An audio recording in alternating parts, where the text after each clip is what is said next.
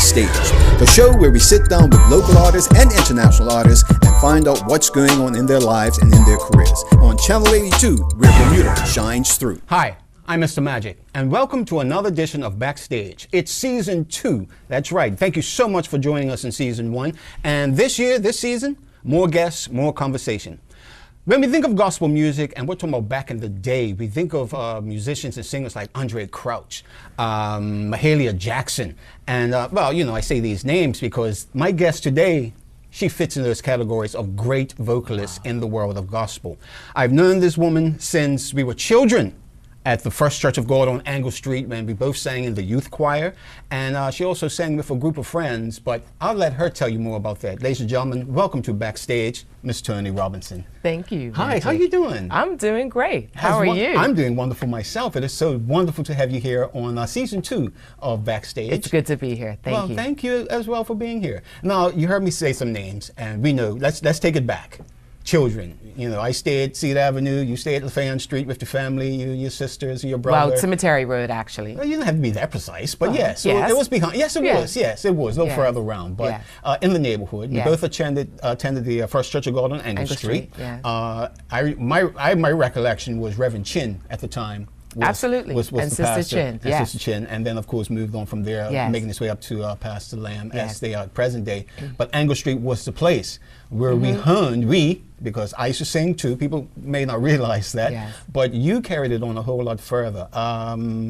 Your gospel music, like singing with your sister Michelle, Carol Francis, Jennifer Butterfield, Eugenia, you know, and Gospel Harmony. Gospel Harmony. And Leroy Simmons was the pianist and organizer of that. Oh, and let's not forget Melody Peterson. That's right, Melody Peterson, yes. And you know, and it was a great niche that we had growing up there. But you've taken it on as a career. In singing. Well, you know, I mean, you've been doing a lot. You've been doing a lot. So those are your humble beginnings. Yes. What has that afforded you up until this point? What have you done? Where have you been? My goodness. I have to say I'm very grateful for the gift that God has placed in me. It indeed has made room for me. I had the opportunity in 2009 to participate in the Bermuda Tattoo. That in itself was an experience, because usually it's about showcasing various bands from around the world, and vocalists are not normally featured, but this was indeed a first, and I was extremely excited, and people were so very receptive. I also have had the opportunity to sing for Her Majesty the Queen and Prince Philip at the state dinner that was given by then Premier Dr. Brown, and hosted, and that was definitely a highlight. And I did hear afterwards that Her Majesty the Queen was, she enjoyed it very much. I mean, she didn't come tell you herself? What? She sent a messenger to say, oh, please tell Mrs. Robinson she was wonderful. Well, I'll tell you, I actually saw the then Speaker of the House, and I also saw Robert Horton, and Mr. Stanley Lowe, who was then Speaker of the House. He was at one of the guests at the dinner, and he indicated to me that Her Majesty enjoyed it very much. And Mrs. Wanda Hanson Brown, Dr. Brown's wife, she indicated that Prince Philip said, "Oh, Amazing Grace, fabulous." So it was definitely. That's 2 bad impressions in one. I can't do the Queen, and she can't do Prince Philip. So. But it was definitely a highlight. Wow. I've had the privilege to travel overseas with the Mount Zion Male Voice Choir on 2 occasions. Oh, great reception, and I'm just looking forward to what's coming next. I'm going to be recording, definitely. See, you jumped ahead. I was about to ask you about that. I was about to ask, but because I find out here in Bermuda, as entertainers, we spend a lot of our time, you know, performing, you know, on stage, and then you're like, yeah, I want to do a CD, I want to do, you know, record a song, but then time gets away from you because of your other responsibilities as well, because it's been said so many times.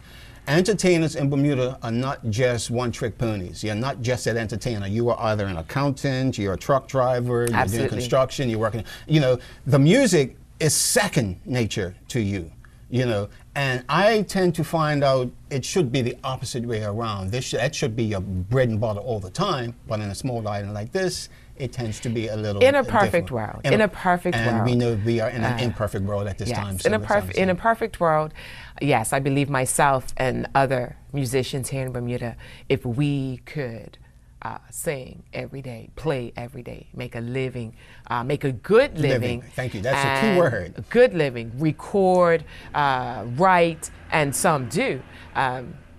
Yes, that would be wonderful, and have an audience for our music. Yeah. Unfortunately, that's not the case at this time. Of course, things can definitely get better.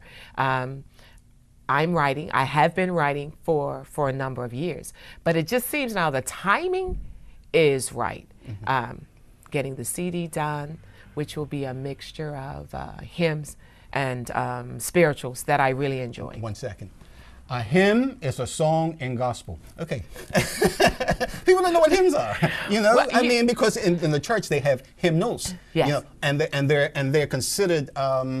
How do I put this? Not old music. In the world of gospel, classical music. Well, okay, I'll tell you. Growing up at Angle Street, I thought hymns were so boring. Yes, I admit that. Yes, yeah. They were. But I think primarily because of the way we sang them. Didn't know that we could change them at any time. A little upbeat. See, this is where Leroy comes in with music that we were doing, where he would take a song and say, "Listen, you know what? We got to change this tempo from a 4/4 to a 6/5, and you know, let's bring it up a little bit, add a little flavor." Absolutely. Even though there was that frowning from the seniors in the church, like, you're changing down by the cross. No, you're not.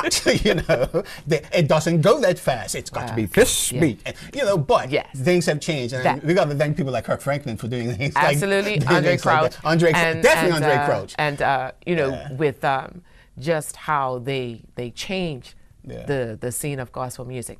But when it comes to hymns, my musical influence, was Sandy Patty. She classically trained singer, and the first time I heard her, my sister Michelle actually brought a cassette home when she was home from school. A cassette is a little thing you slot had real. Listen, we'll tell you more about cassettes after we come back, because this is going nostalgic on us right here, right now. So I'm Mr. Magic. My guest today on Backstage is Toni Robinson. We'll be back right after this.